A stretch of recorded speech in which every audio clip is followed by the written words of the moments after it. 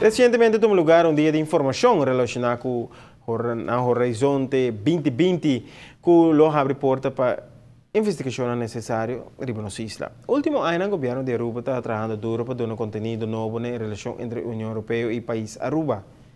Una forma nueva ahora evaluar relacionada con el geostatus y UPG status, donde después de mucho esfuerzo y trabajo, a lograr establecer un LGO status para país Aruba. Op basis van een nieuwe visie dat wij gezamenlijk binnen het Koninkrijk hebben geaccordeerd voor een win-win relatie tussen de partners in het Koninkrijk, maar ook met de nadere invulling van de relatie met de Europese Unie, is het ons gelukt om een nieuwe LGO-regeling te krijgen waarbinnen Aruba meer mogelijkheden heeft.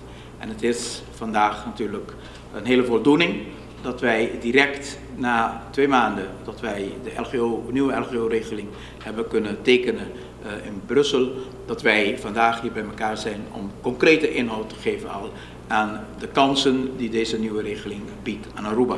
En dat in het kader van Horizon 2020. Een fonds met veel mogelijkheden om financieringen te kunnen regelen voor onderzoek, research en innovatie en ook voor wetenschap.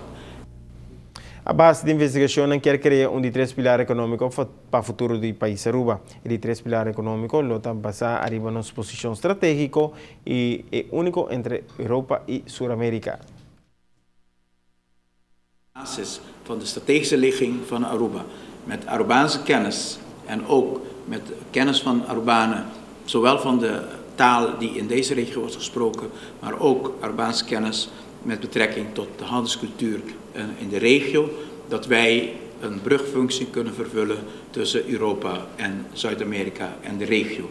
En onderzoeken die wij hier kunnen verrichten in partnerschap met misschien Europese partners en Zuid-Amerikaanse partners op een Caribisch deel in het Koninkrijk, kunnen heel interessante nieuwe ontwikkelingen op gang brengen. Aruba por un rol grande entre países tan grande que por conducir a desarrollo favorable para el país Aruba.